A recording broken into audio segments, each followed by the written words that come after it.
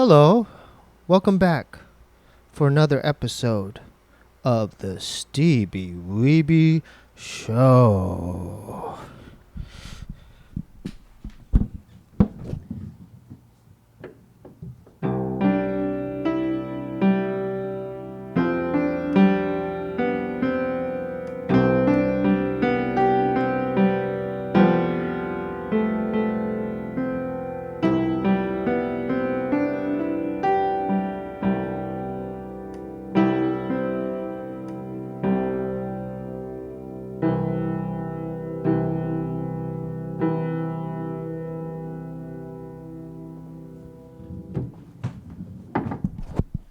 We have a very special guest tonight.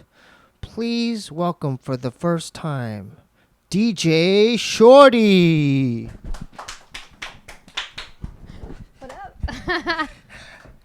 Thanks for coming. Oh, thanks for having me. Yeah, it's an honor to have you. I'm excited to be here. You were highly recommended. Z-Trip brought you up, and people just kept hitting me up. You should hit her up, hit her up, hit her up. And I'm like, okay, I'll hit her up. And then you're here. Oh, I'm glad you did. Yeah. I want to get into like everything as far as how you got into records and DJing. Firstly, where are you from? So I'm originally from Washington, D.C. area. Okay. So Northern Virginia, D.C., Baltimore. I bounced around a lot in that area. Okay. So and East Coast. East Coast. East Coast represent. Represent. How did you get into music? So I started out really young in music. My dad's a composer and a musician. So I started out like I was always around music and stuff, but I actually started playing an instrument when I was around 7. I played percussion and drums. Cool. And piano. And then I tried the violin, but I really sucked at that. Me too. Were you good at it? No. I was terrible. Ozzy's music. I did the Suzuki. Oh, really? Method, yeah, but I didn't last long. My parents asked me to stop practicing. Yeah. That's how bad I was. Why is it that parents push their kids into stuff that they don't like? I don't know, but I really like the drums, and so I won that battle. I wish I could have played the drums. Why didn't my mom say, "Hey, you want to go to drumming school"? But let's go back to you. So you're dabbling in these so different I played a lot of instruments all the way up through high school and college. I was a total band geek in the marching band. Oh, you were in the band? Yeah. Oh, yeah. Symphonic band, marching band, Wow. jazz band, all that. And then did you guys have to perform every week Yep. at the football At the football games, I had my snare drum and my harness, and we'd march all over the place. Okay, let's keep going on that. I like that. Yeah. And then, so when I was in college, I was playing in a punk rock band. That's what's up. And I was also really into going to raves, and so I was into electronic dance music, and I was also into like jam bands and hip hop. So you're in eclectic. Yeah. Heavy metal. Like you said punk, and then right after you said electronic or rave. Electronic dance music, raves, hip hop. Yeah. But I didn't respect the DJ. Because I was like, wait a minute. Wiki, that's so easy. Anyone can do that. I play a real instrument. I play the drums. But I can read music. A turntable is an instrument now. Right, but I didn't look at it like that back then. This was in 1995. Okay? All right, so repeat that to the camera. This was in 1995. So this is before a lot of our viewers were born. I was just getting stoned at Arizona State University. Nice. So, yeah, that's where I was. Yeah, we're probably around the same age. Yeah, then. we're around the same age. We don't have to disclose No, our we do age, not have to disclose our age. We'll just say we're in our 30s now. Yes. Yeah, okay. Sure. Okay. All right. So I didn't respect the DJ. I was like, Wiki, that's so easy, right? Yeah. But I enjoyed going to the shows and stuff like that. But I didn't respect the DJ as a musician until a friend of mine invited me over to his house to check out his friend who was visiting. And he said, my friend is scratching in my living room and you got to come check him out. And I was like, Wiki, whatever. That's so easy. Well, let's backtrack. When's the first time you saw the Wiki? So on TV? On TV. And it was just really, really simple movements and rhythms. And so that's why I didn't respect it as like a real instrument. Right. Like I was like, oh, that's cool. But you know, they're playing other people's music and they're just rubbing a record back and forth. It takes no talent to do that. right? All the DJs are like, oh, right. But continue. So then, so I was like, okay. So I went over to my friend's house and I walked in, and there was this guy, and he was scratching in his living room, and he had dreads about to here. So he was kind of cute. I had a dread fetish back then. Uh-oh. Because I was a hippie too. Remember, I was into jam bands and electronic dance music, but I was instantly drawn to his talent because I was like, whoa, I've never seen anybody scratch like that. It was what doing made all his these scratching different? Because it was all these rhythms that I play on my drums, and all these Latin rhythms and rhythms that I couldn't even play, and like syncopated patterns, and it was just like it blew me away because I had never seen anybody scratch like that. Yeah. And so that night, I was playing in my punk rock band. And it was at a house party, college house party. That's what's up. And that guy came out to the party, and he was standing behind me. Yeah, the scratch guy. The guy with the dreads. The guy with the dreads. Oh, my God. Yeah, it was kind of cute. Were you nervous? Like, oh, this is the guy that I... Oh, I was just kind of like, at first I was a little weirded out because he was like standing behind me, and I could feel like his eyes watching me or whatever. And I was like, okay, but I was like, oh, he's cute. So maybe, and he's really talented. Maybe I'll get to talk to him after. Your husband's right there. I don't think he'll mind. Okay, he's not. You don't mind. So he's letting it slide. So okay. He came up to me afterwards, and he's like, you're a really good drummer. And I was like, wow, you're an amazing scratch DJ. How did you learn to do that? And he's like, well, it's a percussion instrument. It's the same rhythms. I can teach you. And almost 25 years later, we're still married. Oh, it's you! It is my husband. That's how we met. You're the guy with the dreads? He was the guy with the dreads. What the hell? That's so crazy. Yeah. It was him? It was him. It was DJ Faust was his name. Back DJ then Faust is in the house right now. Back then he was DJ Malice, but yeah, he changed his name to Faust. His real name is Bobby, and he taught me all the basics of That's my brother's name. Bobby. Well, that's awesome. What a small! It's a sign. It's a sign. Yeah, it's a sign from the universe. You need to teach my brother how to scratch now. How to wiki. Yeah. So he taught me the basics, but back then not all the scratches were created, right? Yeah. So I mean, still we're creating new scratches all the time, but back then it was really, really kind of new. Yeah. And so he taught me the basics, and then we learned the rest together as they were developed and stuff like that. Whoa. And I educated him on electronic dance music, and he educated me on more hip hop. Yeah, that's so cool. And then you guys are married? And we're married. We perform together on 4 turntables. We run a record label. Wow, we're going to get into all of that. Wow, that's a great story. Like, thank you. and then so then how did you dove deep into, like, when did you got your own tables and a mixer? Well, my first turntables were his turntables. So we started dating, and like a month after dating, he moved in. So we've literally lived together since 1995.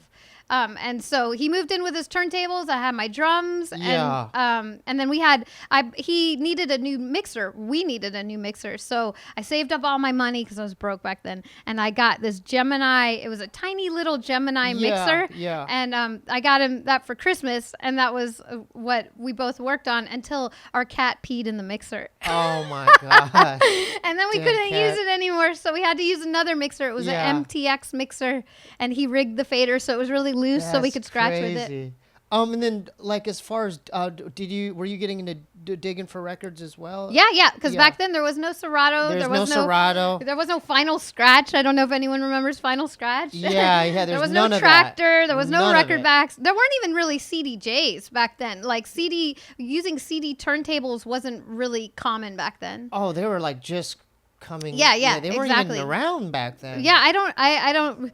We might need a fact checker on that. I'm not quite sure, but I'm pretty sure that they weren't. I just CDs were popping off though, right? Just listening to CDs. Oh yeah, listening. We had CDs. Yeah.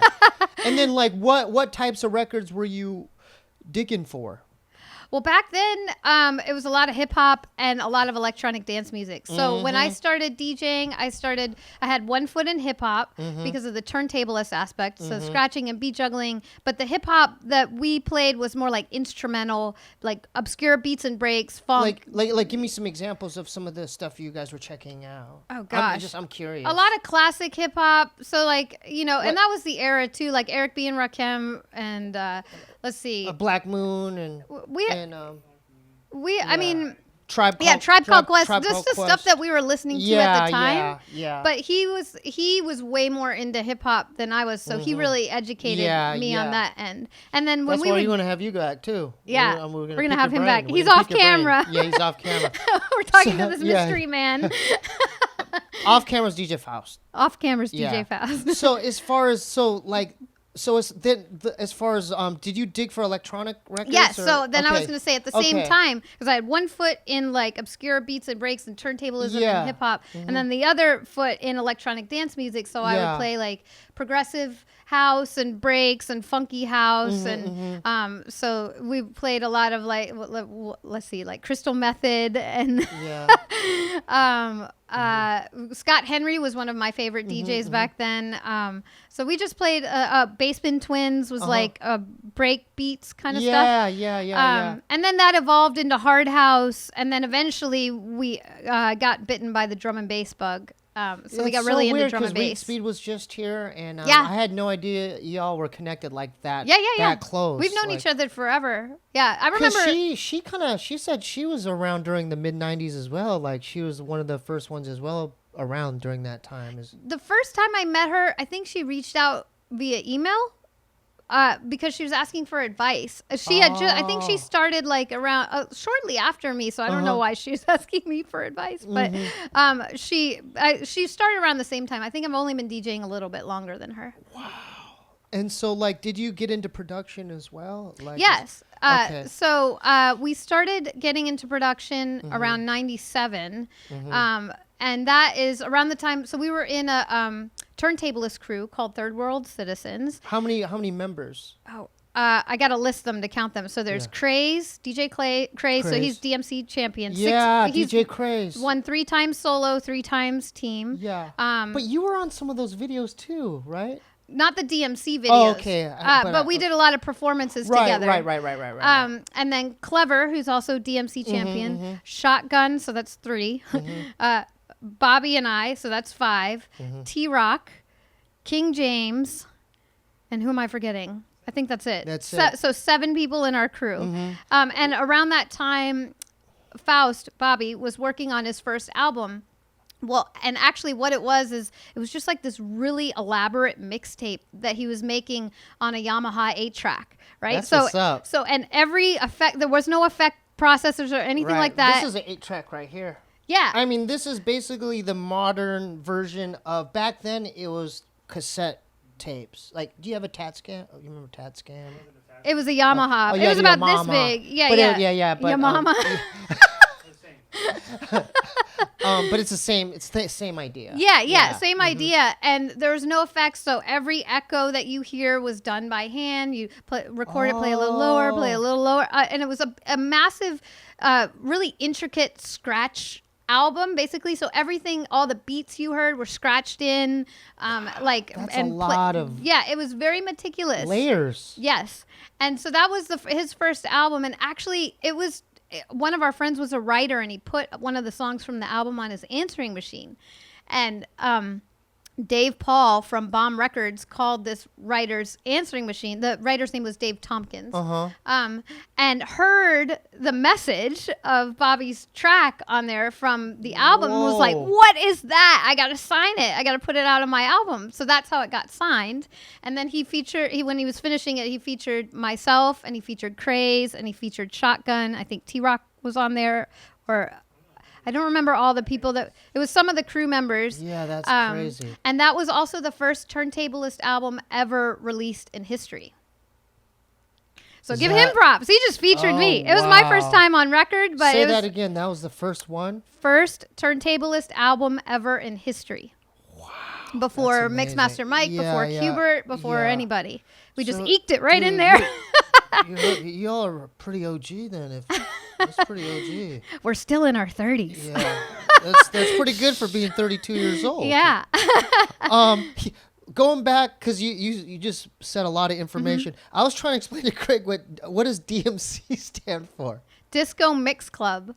Disco Mix Club. Yeah. So it's basically it's the world championships of turntablism. Yeah, I don't think it started out as a turntablist battle. I think it started out as just like a DJ mixing battle. Yeah. But then it had like a turntablist facet to it, and then that just blew up and became more popular than the rest of it. And I think that's what they pushed it forward as. Didn't they have old VHS tapes? I used to watch that in Arizona. They had old DMC tapes, and my friend would invite me to his dorm room. Hey, man, it's the Executioners. Yeah, exactly. Rock Radar or something like that. And then he would be doing like body tricks. Yep. Yeah, and then I remember, what is this? This is crazy. Exactly. Because, being a part, like, although I don't, take part in turntables, but I'm a part of the culture, so I always recognize, like, oh, that's one of the elements is DJing, and because it's an art form, right? Yeah, it's like you just said, like mixtapes are like collages in a way. Yes. Yeah. But this album was like a crazy collage. That's why it was considered an album and not a mixtape. It was so intricate. It was so intricate. Like every drum was scratched in. If you heard a beat, it was because it was created. It was like just like tiny little snippets of sounds and records and stuff. It's called Man or Myth. I never told you the title. Oh, yeah, it's called Man or Myth. Oh, Man or Myth is the name of the title. No, the name of the album. Oh, the album, Man or Myth. Yes. Now, we've had other DJs on here, and they've mentioned pause tapes. Yes, so pause tapes. It was like pause tapes, right, where they just had to sit there and like loop the same beat and press pause and then right. Yeah, we did that too. Yeah, so this is just evolution of that. Yeah, because we used turntables and a Yamaha 8-track, so we had 8 tracks basically. Yeah. But if you want to dig deeper in that, you should have him on your show, and he can this is fine. No. Yeah, I mean, we're gonna get to everything, but this platform suits both y'all. I mean, that's why the Steebee Weebee Show exists, is because I mean, I love talking about stuff like this. I geek out on it. So how did you? Let's continue your trajectory to like where y'all are at now. Like, so then what happened after that? Like, you guys met, and then you guys started doing gigs, and then how did did you have a label now? No. Well, we have a label now. But so we had the Crew, Third World Citizens, and he produced his first album. And then after that album, we produced an EP that also contained the first drum and bass turntablist song ever produced. And it was myself, Craze, and Faust, and it was called Fathomless. And that was also the first world tour that we did as well together, because we did Europe and we did the US based on that. And then I released my first album, and that's when I started producing using a computer software. I used Acid 1.0, the program, not the drugs. Explain to the kids what that is. That was one of the first. The drugs or the program? No, not Acid, the computer program. Yeah, it was made by a company called Sonic Foundry. It's a production tool. Yeah. It's just like this a is DAW. Even before Fruity Loops, right? Way before Fruity Loops. So around that time, Cakewalk was popular, but we didn't have Cakewalk. We had Acid, and at the time I was going to school for graphics and animation. That's what I got my degree in, actually. Yeah. So I learned video editing there, and I just transferred what I learned to music editing, and I taught myself how to produce music using software, and release my first album. It's crazy because Craig's teaching me Premiere. Yeah. I'm not great at it. I know how to do the minimal, but it's similar to any of these music programs. Yeah. It's so looking at the wave and trying the timeline and everything. Yeah. It's the same idea. It's just with pictures too, basically. Now hold up, you blew my mind. You said it was the first drum and bass thing ever. Oh, that was Fathomless. So the Fathomless EP, we produced that on the Yamaha 8-track and the SP 1200. And so that's before the software. But my album was the first one that was produced with software. Yeah, but you said before that it was the first drum and bass turntablist song was featured on that EP, Fathomless. That was the first one. Yes. And that SP was also owned by, it used to be Public Enemy's SP. Like, they produced a bunch of their songs on it, and we bought it from Professor Griff. So that SP has a lot of history with it, too. The SP-1200. It's a drum machine. You have Professor Griff's SP-1200? Not anymore. We sold it. Why did you do years that? and years and years later. Oh we my had it God, forever. That gave me goose. Like, I was like freaking out. They had two. It wasn't just the only one in existence. There were two that they used. There was more than one. You guys knew Public Enemy? Yeah, because we lived in Atlanta at that time. So we met in like Virginia area, and then we moved to Atlanta when I went to art school. I went to the Art Institute of Atlanta. That's crazy. And so that's when we started our crew. Yeah, Griff lives in Atlanta. Dude, Chuck lives in Atlanta, or he did at the time I met him. Yeah, their sound was just so awesome. I remember seeing their videos on Yo MTV Raps, just like, who are these guys? It was amazing. Wait, so you got, oh my God, you guys, you're blowing my mind right now. Professor Griff's SP-1200. Keep going. Okay, so then when I produced my first album, that album was called The Dreamer, and it was the first turntablist album ever produced by a female. Actually, the only one, because I don't know if any other female turntablists have released a full-length album since then. So, dude, you guys are first in a lot of things. Keep going. So that was The Dreamer, and then after that we produced some more instrumental albums. So we were moving a little bit, not moving away from the turntablist aspect in terms of our performance. We were still scratching, but in terms of production, like back when we were learning how to produce, we didn't know how to produce. So our only way to make music was using turntables. But once I started using software and was able to like actually understand music production, then like through The Dreamer, it was like turntablist and also a little more on the production side. So our next albums were more instrumental, and that was Digital Soul and Satisfaction Guaranteed. Yeah. And we both used Acid on that as well. The software. And then as far as how long did you guys have the SP-1200, and did you have other types of samplers and drum machines like before the software time period? So no, we didn't have any other drum machines, did we? Yeah, the only one. And I resonated much more with a timeline. That's why once I started getting into producing with software, I've really started to grow as a producer. You caught on real quick. Yeah, because I wasn't. My brain doesn't really resonate as much with step sequencing. Yeah. Although we did use Fruity Loops at the time, and now we use FL Studio as well. Yeah. But I also use Cakewalk, Sonar, and Ableton, and so like I like to see the sound waves when I edit. You can do that in FL Studio. I have Ableton now. Mm-hmm. I don't know how to use it. It's been on this computer. My girlfriend got it for my birthday. Recently? This is it's been a year. It's been a year.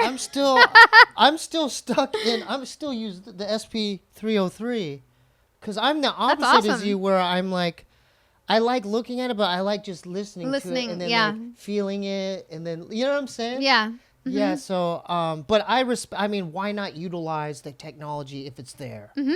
You know. Also, Ableton, you might like because there's two different views. There's the arrangement view, the timeline, and then there's a looping view. So it's different. You have different cells, and that might resonate with you more because it's a little bit more like. Yeah. See what you're saying to me? It's like I'm more prone to learn how to do medical surgery. Like I don't even know how to put anything in a cell. I don't know how to start a beat. I don't know how to loop it. I don't know how to do any of it. I don't know how to do anything on it. So maybe for a part 2, if you guys could come back on the Steebee Weebee Show, we could do a separate vlog where it's a tutorial where you guys could teach me how to use Ableton. If you want. Or just like an elementary course. Or something. Let's continue with your trajectory, though. Okay. Yeah. And then, so you're like learning Ableton. You're learning all these other programs. And that came way later. Ableton came way later. Okay. But at that time, I was using Acid, the software, and so we produced Digital Soul and Satisfaction Guaranteed. But that was all still in sort of like the hip hop beats, breaks world. It wasn't in the electronic dance music world. So it wasn't until later that we started producing more electronic dance music, and really when we got bit by the drum and bass bug. So we were really into like electro house and hard house, like bass music, like energetic in your face. And drum and bass was also like that. It's really in your face. Well, there's different subgenres, but the drum and bass we liked was like the dance floor, like get your ass on the dance floor and jump up and down.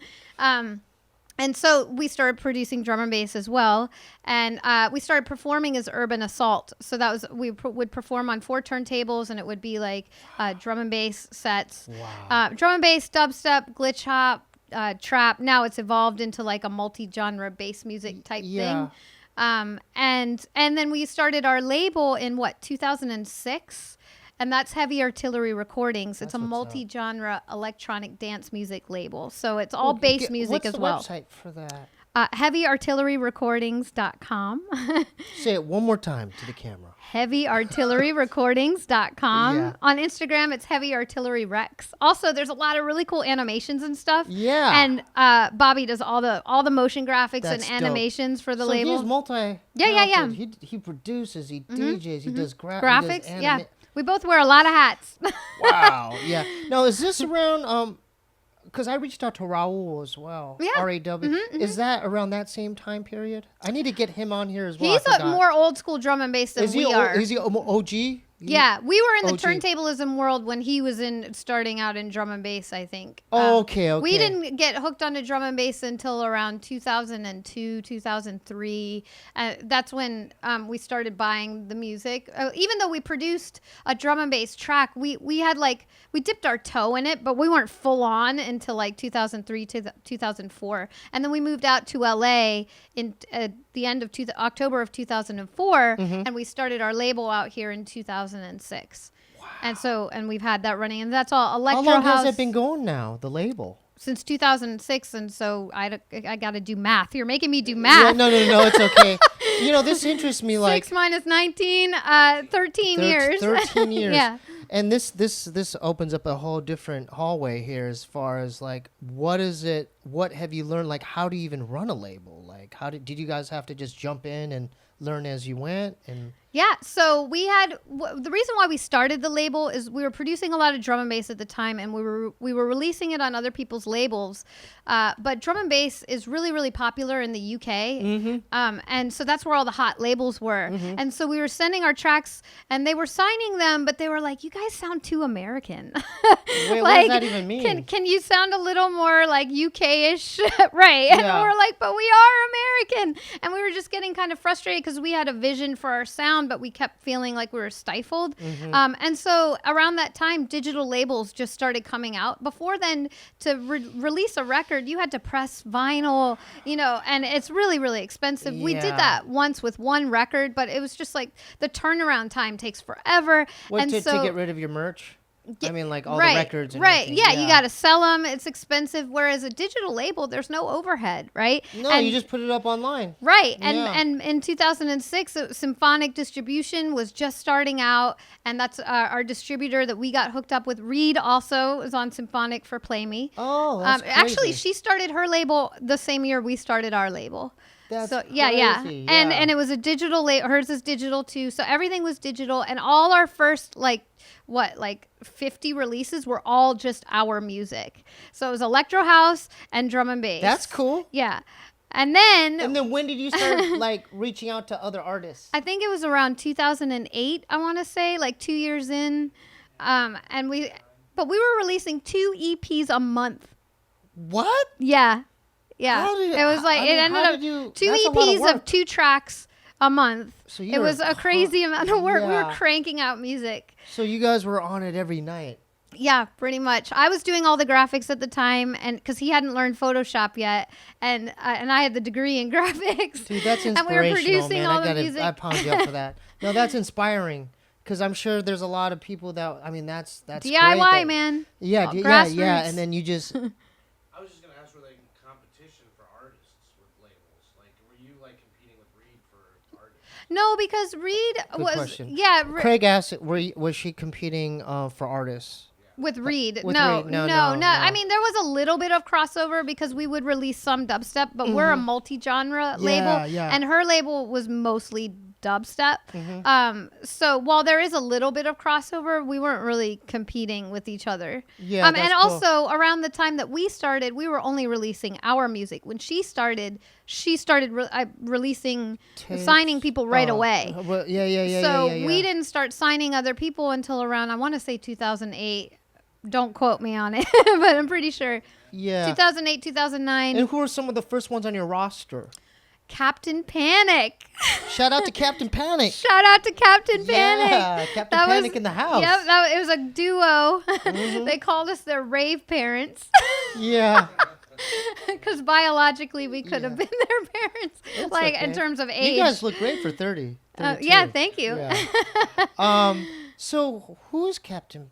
How did he even discover y'all? Like, So the people were sending us demos and we were turning people down because we were just like, we just want to release our own music. Yeah. And then eventually we wanted to get off the hamster wheel because we were producing so much and it was like all on us. And so we just really liked them. They sent us a demo and we really liked it. And it was cool because they were just starting out so we could develop them. yeah. And that's how kind of the trajectory of our label has been. We like to sign new talent that's undiscovered and develop them. And some of I them like that. Yeah. Because nowadays it's the opposite.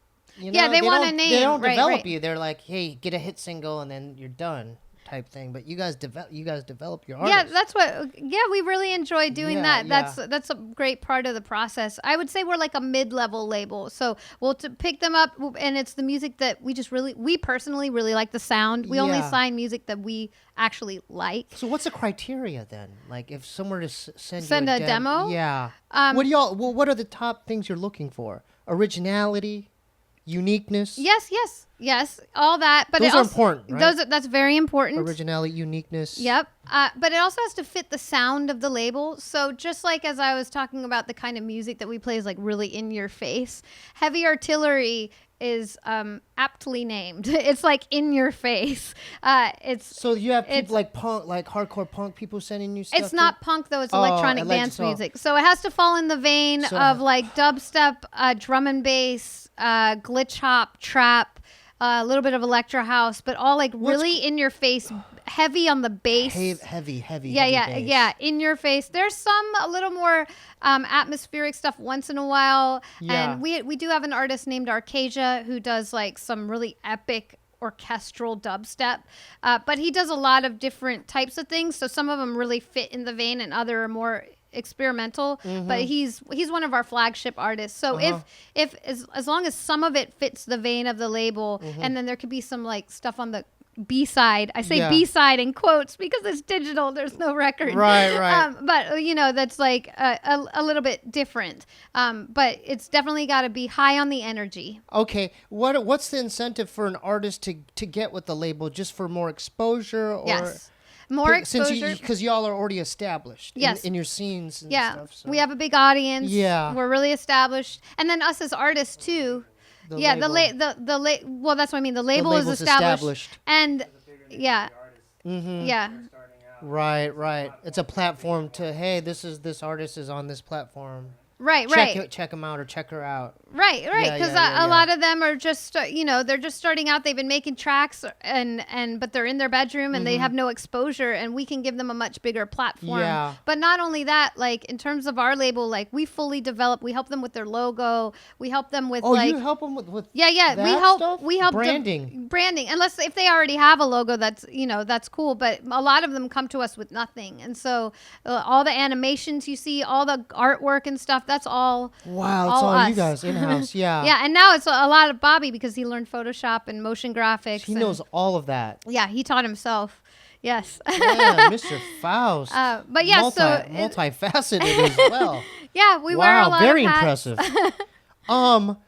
As far as, let's say you were to sign an artist, but they're like a hermit, like they're good with the music, but don't they have to go out and perform? And like, how do you develop them as like their performances and getting them on stage and doing tours and all that? So we're not managers. Oh, so that's different. that's management. That's management. We just develop them in terms of help them develop their presence as artists in terms of on the label, give people awareness in terms of their music and help put them on a bigger platform. Yeah. And like the look of their music, if that makes sense, and help them, just gain more awareness and more fans in terms of getting bookings and stuff like that. That's all them. If they're hermits and they don't want to leave their house, that's fine with us as long as they have dope music, because that doesn't affect really the label. I mean, their music will sell more if they're performing. If they're performing, right. But we're just really into the music, That's great. That's how it should be. Yeah. Yeah. So as far as them getting their own gigs, they have to do that on their own. We're not agents or managers. They have to book it themselves. Yeah, They have to hustle, basically. We're just a record label. Right, Yeah, they just have to hustle themselves to get all that going. Right, but we put them on a bigger platform so they have more... They're visible. Yeah, they're visible and they have more clout, and then it helps them get bookings, you know what I mean? Right. It's interesting. I always wondered that type of stuff. So how many artists on your label present day? So we've had over 400 artists total.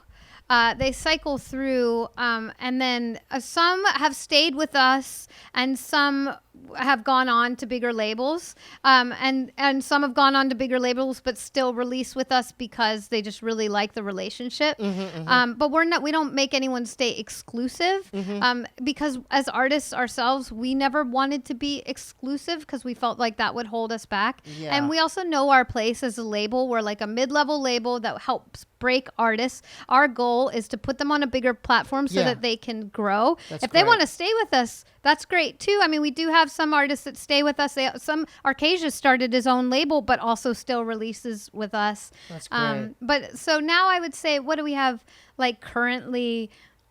Like at any given time, we probably have about 20 to 30 artists that we're releasing. Yeah, cycling. Yeah. Yeah. And is it 100% digital releases, or you don't press up tapes or we don't press up anything. Nope. It's 100%. But that allows us to like. But that's great. Well, I know. Like, it's good to do tapes. I guess a matter of opinion. Yeah. Well, just to have maybe to sell at shows or something. But like that makes sense for you. Like if I were in your position, I'd probably do the same thing. Because now there's no overhead, and you can release as much as you want. Exactly. And now the most money that is made from the label is through Spotify, is through streaming platforms. Yeah, I'm on Bandcamp, and then right. But I mean, people stream stuff now. It's like it doesn't make sense for a label of our caliber to press up every release, Yeah. We have pressed up. We did do a battle record, but that was separate. It wasn't in the vein of like Heavy Artillery. It was a battle record, which is like a DJ Tools record. So it has scratch sounds and beats to juggle for turntablists. And it was called Bikini Wax. Wow, cool. And it was Strong Enough for a Man, Made for a Woman. Yeah. And so I produced it with my fellow female DJ Step One. And so it's also the first and only battle record ever produced by females for females. Whoa. That's awesome. So we did press that up, and we did a second run of it too. So it's got to be a special release. Right. If you're going to press it, it's got to mean something. Yeah, because it's expensive, and we'd rather put the money in investing in promotion and marketing and all the stuff that really puts all of our artists on a bigger platform. Yeah, that's so cool. Now, as far as let's say an artist, like, are they in charge of their own music videos as well, or do you guys handle that? So we do a lot of motion graphics and animation and stuff like that. So in terms of the videos, all the videos that you see on Heavy Artillery, Bobby's made those. We have done on-camera music videos, but in that sense, like we did one with an artist, Whiskey Pete. He's an MC, but he arranged that. We appeared in the video, we promoted it, but we don't do anything on camera, like because most of our artists, he's a rare MC that we've worked with as an artist. Usually they're producers. Is it's he a like lot a of instrumental bass rapper? Yeah. Reed Does he have the ragamuffin style? Like? No, he's a white dude. Oh, okay. That's cool. But he is West Coast. Yeah. Yeah. He did a release with Figure, which is a producer. And it was a huge release. Figure was a huge artist on our label, and they collabed on a release together. Yeah. And on one of the singles, that's what the music video was for. But most of our producers are artists are producers. They're not vocalists. Like they'll collaborate with vocalists. They'll feature vocalists, but we're developing producers rather than singer-songwriters. And so a lot of all the music videos are like animation and cool 3D and motion graphics and lots of cool stuff like that. Awesome. And we do all that for free. So we're one of the very few labels that we don't charge for graphics. We don't charge for videos. We don't charge for mixing and mastering. All the engineering is done in-house. All the mastering, everything is done. He engineers all the music. Okay, like he masters all the music. Someone might be watching this in their bedroom, mixing their own thing and coming up with their. If they want to, how do they send you something for you to listen to? Is there an email or like? Yeah, just let's get that demos at heavyartilleryrecordings.com. I just want keep going. And then you can send us a private SoundCloud link. That's probably the best way to do it. You can send MP3s, but those get kind of big. And just make sure that it's not released anywhere else. So don't have it on Spotify like for all to hear. Original. Yeah. It's got to be like it has to be original. It has to be original. Don't use a lot of samples or anything like that. Don't steal someone else's track and try to re-release it. People do that, by the way. But it has to be original and unreleased, meaning it cannot be released on Bandcamp or released on Spotify or anything like that. And then so that's the criteria, and just kind of listen to the sound of our label and see if your sound fits with it. Like, and that's for any label. You should really research the label itself and make sure that your sound that you're offering as a demo fits the label. Otherwise, it's nothing personal. They're just not going to be interested, because if you're sending us classical music, while I love classical music, it doesn't fit. Yeah. If you're sending us punk rock, I love punk rock, but it doesn't fit. We're an electronic dance music label. If you send us liquid drum and bass, which is like a really more soothing, vibey drum and bass rather than dance floor or jump up or like in your face drum and bass, like that. Really, really research the labels and make sure that your sound fits in that realm before you send. And I would also say, if you're young, don't tell the label that you're young. So don't write, "Hey, I'm 16 years old and this is my first track." That's not looked at. That's not a good look. That's not a good look on the other end. Yes, but what if they say you may be a prodigy, but in terms of working with younger artists, first of all, you have to be of legal age.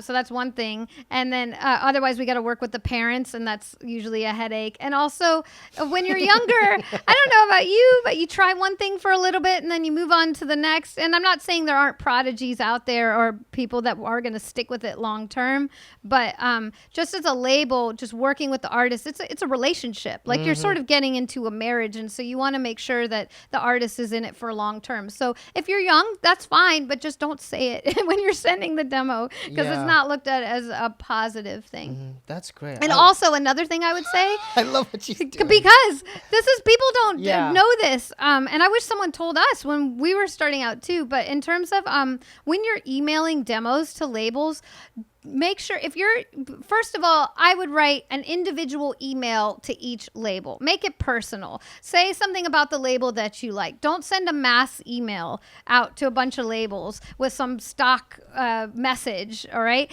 But even on that tip, if you are still going to send a mass email to a bunch of labels, please BCC all the emails, because it doesn't matter how good your track is. Once the label sees that all these other labels have seen and heard your track or have access to it, it's not special anymore. Like, so it's actually not a good thing for a whole bunch of other labels to be aware of the track. And from the label standpoint, because from the label standpoint, we want to be like, oh, we discovered this new artist that nobody knows about, you know? So that's important. Dude, you just killed it right there. That was like 10 minutes of just killing.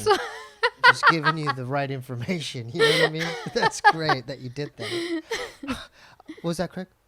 Okay. No, but turntables, you guys still do that? Yeah, do you still? Yes. Yeah, I saw you do some like tutorial. Do you teach kids as well? I teach. I do teach. I teach all ages. That. Yes. So if a kid sees you, can they take classes? Yeah, I teach adults. I teach more adults than I do kids, actually. Okay, if someone wants to get classes, where do they hit you? How do they find, like, how do they do it? So go to djshortee.com, and that's Shortee with 2 E's, Shortee, djshortee.com. And on the menu, there's a selection, Learn to DJ. Just click that, and you'll see there's online courses, there's private lessons, there's free videos that you can get on YouTube. I also wrote a book. But You wrote a book? Yeah, too? yeah.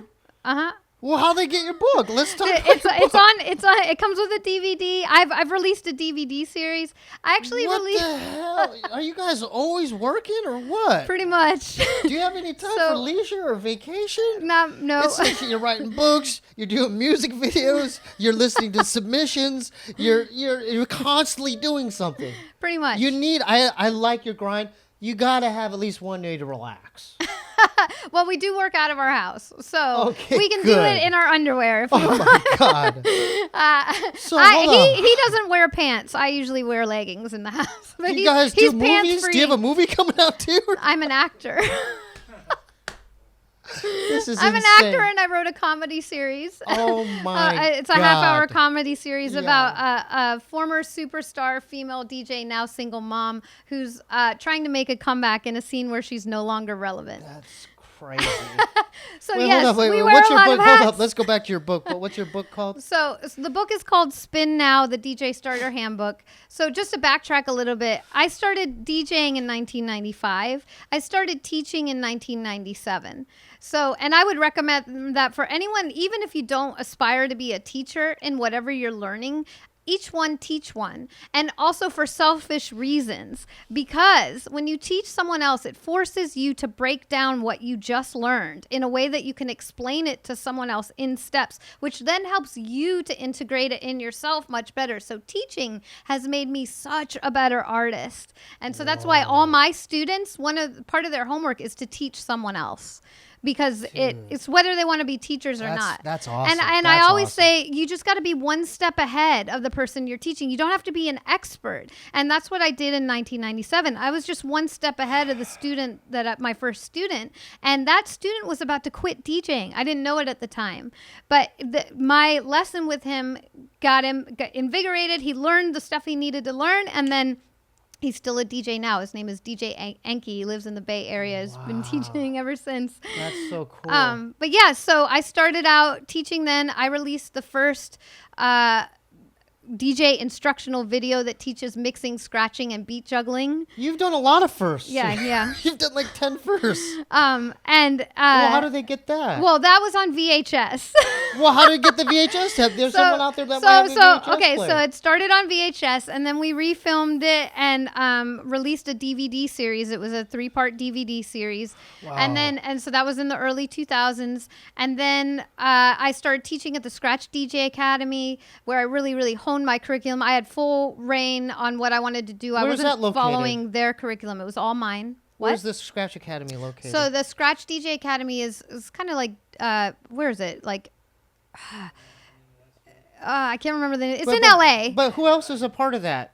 Well, a bunch of people were part of it at the time. This was a long time Oh, ago this is a when long time ago. when Okay, I taught okay. there. Oh, okay, I okay. taught there from 2005 to around 2008, I want to say, or something like that. And I taught classes on mixing, scratching, and beat juggling, and I really honed my curriculum because I could create it from scratch. Well, explain. There's a lot of like people who don't know those terms. Like, what are the differences between like juggling and blending and Okay. all that stuff? Yeah. So mixing is when you're blending one song into the other. So you're not playing an instrument in that sense. You're more of a selecta. You're like taking people on a journey, and you want this one continuous sound. So you're mixing song A into song B. So you have to beat match it. You have to match up the tempos so that the beats line up and they're in sync with each other. And then you blend them using the faders on the mixer up and down. You can use the EQ to do different frequencies. And it's like a sonic collage. So there's a lot of creativity and musicality to it. When I first saw Z-Trip in Arizona mid-90s, he used to perform in all the local events, and that's the first time, or one of the first times, I like really recognized, like, wait a minute, he's like blending two different genres. Yeah. It was like a rock song. And then Mashups. And then he was like, I don't know if he was one of the first, but He was one of the first yeah, mashup because DJs. to me it was a new sound, and I'm like, that's so cool. But continue. I'm sorry. Yeah, Because he was so just here and it just reminded me. yeah. So that's it just reminded mixing. me of that's mixing, blending. You can mix different genres. You can, but it's mixing the music together. And so you're creating a playlist, right? And you're performing it live or playing it, mixing it live. Then when you get into scratching, that's when you start to become a musician, and that's when you become a turntablist, because you're actually playing the instrument. The music wouldn't exist without you actually creating the rhythms by hand. That's the difference between mixing other people's music or your own music, but you're mixing it, but it's already pre-produced, and you're just kind of playing it together, right. making layers. Where scratching, you're creating the rhythms with your hand, and you're playing it as a percussion instrument. So you're moving the record back and forth to create different rhythms, and then you use the crossfader on the mixer, which is like an on-off switch. Yeah, so it turns the sound I was on watching and you off. do that. Yeah. And then I don't know. I was watching some other documentary. I don't know if it was one of the Scratch Pickles or whoever, but they even like pressed up like different like records of different octaves, like There's tonal records, But that's so like it's not an just instrument. rhythmic. That's an instrument. Well, that's a melodic instrument. So it turns it. So Yeah. without the tones, it's a percussion instrument. Like a drum doesn't have a lot of tones. Like that's like one sort of tone, and I'm making rhythms. Whereas a melodic instrument like a piano is a percussion instrument, actually, because you're hitting the keys, and the hammers are hitting the strings. Right. But it's also a melodic instrument because you're getting all the keys. Same with like a marimba or a xylophone. Those are percussion instruments because you're hitting them, but they have octaves, they have tones, right? Whereas like a flute is like a melodic instrument purely. You're not hitting anything. Right? And even shout out to Kid Koala. We were I don't know. He was telling me, or I saw like he was talking about like when they recorded the second Deltron album, he was actually sound designing stuff, like implementing it throughout like a soundscape throughout the whole album, where he would design his own sounds and then put them on a record. Like that's a whole different thing too, right? That's what you're talking about. Well, he's creating the sounds and then he's scratching them. That's what I'm talking about. Right, exactly. So that's on some a whole other level. That's pretty. That's really impressive to me. When I heard that, I'm like, whoa, that's it is. He's like really going out of his way to create these really unique things. And back in the day, in order to do something like that, you'd have to press a record, right? To be able to scratch it. But now anybody can do that. Right, in terms of, because you have technology like Serato, so you can play the music from your laptop through an analog to digital converter, right? And then it goes to the needle reads this time code on the record, so you it don't knows have to press up a dub plate or anything. You don't have to press up any dub plates or anything like that. Like I could say a word, and then record it, right, and then scratch word, you know, right away using even Serato. in the early 2000s, I was in a local hip hop crew, Noble Hops. And for our live shows, we actually had to press up dub plates of our instrumentals, where my DJ actually had to, you know what I'm saying? Now you don't you could just bring this or right. You just bring a laptop. But back then we wanted to stay true to right.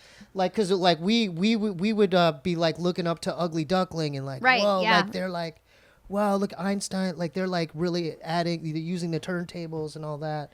And so we wanted to like follow suit because we just thought it was cool. Like that was the way you should do it. And he was doing that before Serato or anything like that. That was my point of saying that, is that he was ahead of the game and doing that well before we actually had the technology to make it super easy. Yeah. So I love talking about this stuff. It's really, it's interesting to me. It's just music it's changed so much. Yes, it has. Technology has changed so much. But also at the same time, like with scratching, when we started out, it was just like, you know, you were stuck with whatever was on the record. Now with technology, it's opened up the doors not only for DJing, but for turntablism in general, especially with beat juggling, because beat juggling. Well, you didn't explain what that was. I didn't. So beat juggling is kind of like live remixing, where so scratching is if you're like actually playing an instrument, and mixing is like making a sonic collage, and beat juggling is kind of like in the middle of that, where you could have two of the same beat on both turntables or two different ones,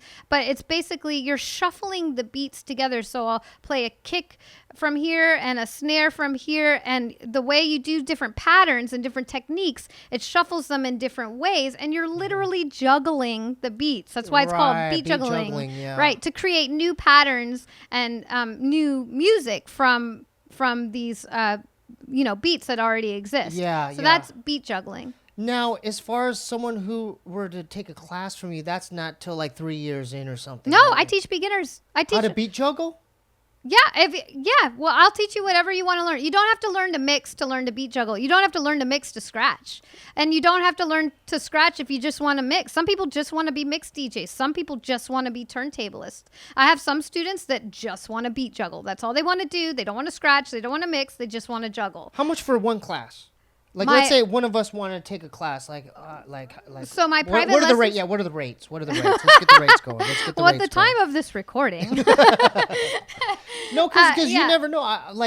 I'm hoping that once people see this and check you out and research you, they'll be like, I want to take a course. Yeah. I think that'd be dope. So I teach online courses, which are DIY. But if you want to work with me, I teach private lessons. That's what I'm talking Yes. And so that's a little more premium price. It's $150 a lesson. about. It's worth it, though. But it's totally worth you're it. working with OGs here. And I offer package deals. So if you get 10 lessons, you get one free, right? And I teach either in my studio, so face-to-face, you come to my studio. And I also teach online, meaning I can teach you, if you're in London, I have a student in London, You have a right? student in London? Yeah, I have students that aren't located anywhere near LA, and we do everything streaming, right? And so I have multiple cameras. You see Smart. everything, and I try to make it as much like you're in the room with me as It's possible. amazing. Yeah. I'm so glad that you talked about. I wanted to talk about that because I saw you on your videos. I'm like, wow, That's my so favorite right now, cool. is Like, teaching. Yeah, like just watching your Instagram videos. I'm like,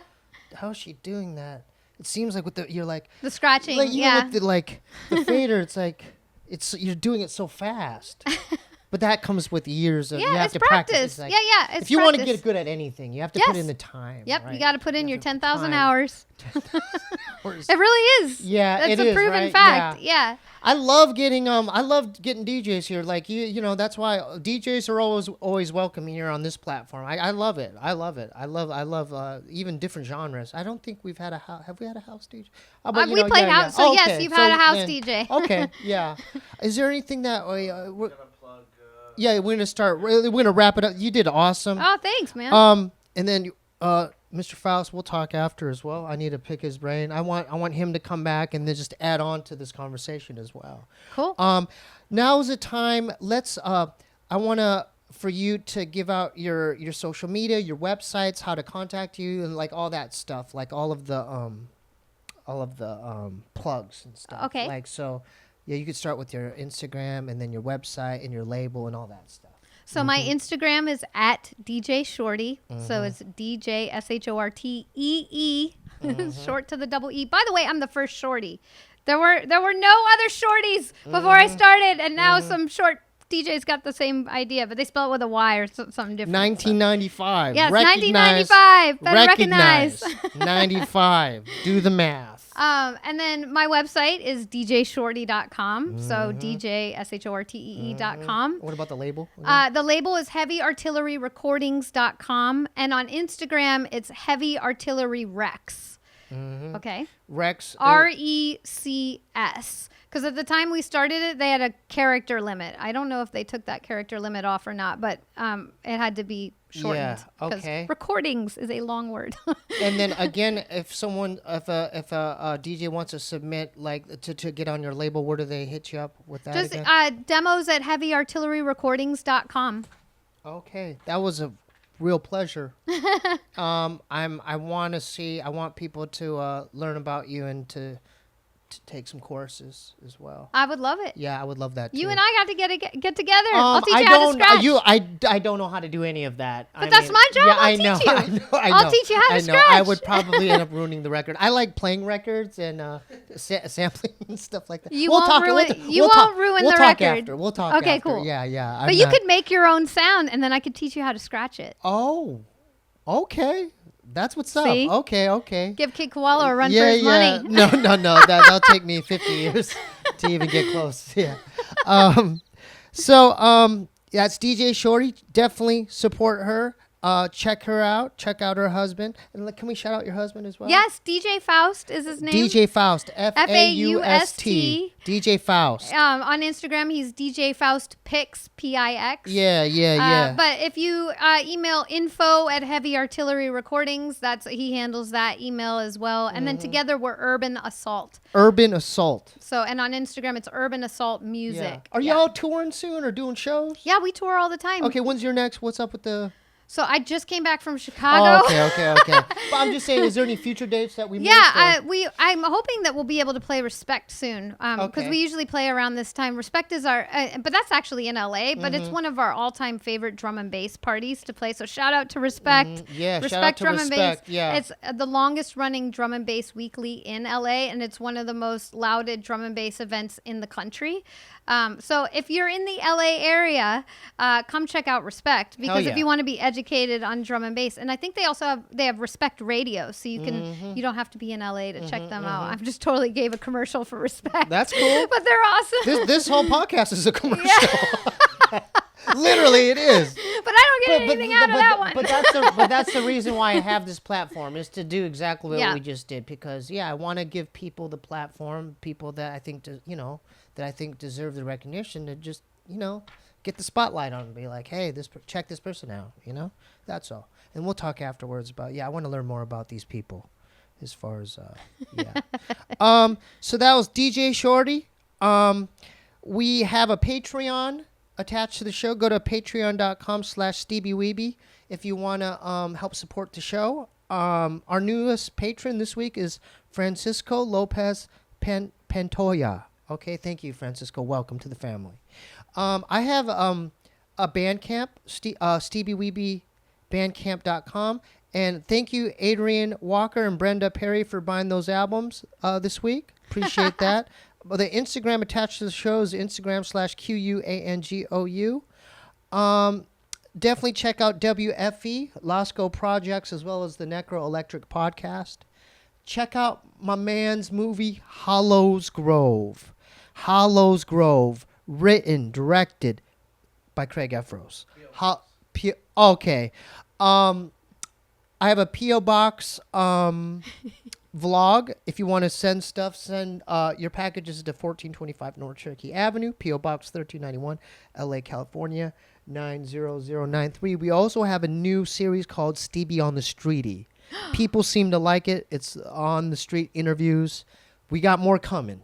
Stay tuned for that. I love that name. Steebee's awesome. P.O. Box. That's still coming. And now it's time for Little Ray's pound first. Pound. Little Ray's World. Welcome to Little Ray's World Show. All I gotta say is kids' minds must grow. I got abducted by some aliens, dropped in snow. Whoa. Stuck into a world I do not know. So join me in adventures now. And I promise not to have a cow. My name is Little Ray. Hey, hey. My name is Little Ray. Hey, hey, hey. So welcome to my world. To all the boys and girls. Welcome to Little Ray's World. Hee-haw! Well, what the hell do we got this week, Beep? Looks like a goddamn squid, man. Can't we meet one normal goddamn person for once in our lives? Beep, is that a squid? Beep. Hey, Mr. Squid, what's your deal, man? What you doing around these parts?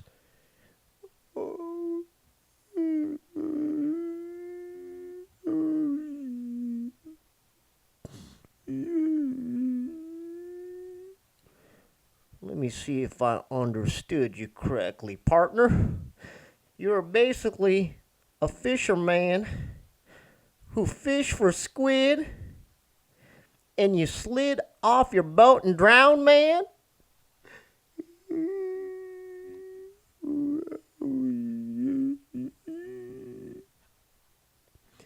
Well, that's a god dang shame, man. Let me ask you something, partner. Did you have life preservers on that boat? No. Well, I don't even know what to say about that, partner. There's nothing we could do for you now in this purgatory plane. But me and Beep wrote a song about you, and it goes like this, man.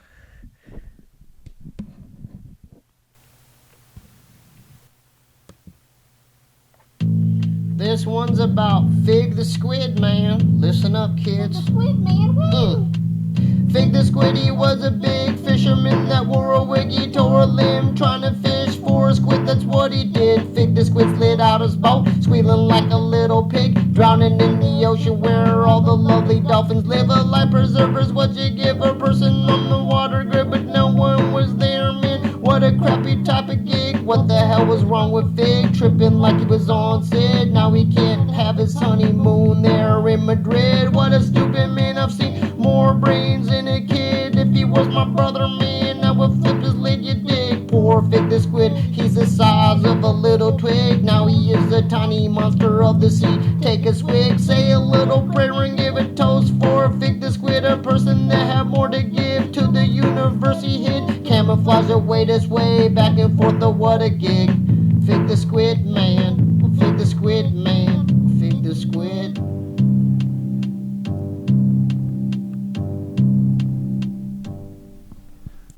Join us in about 2 weeks or so for another episode of Little Ray's World, man.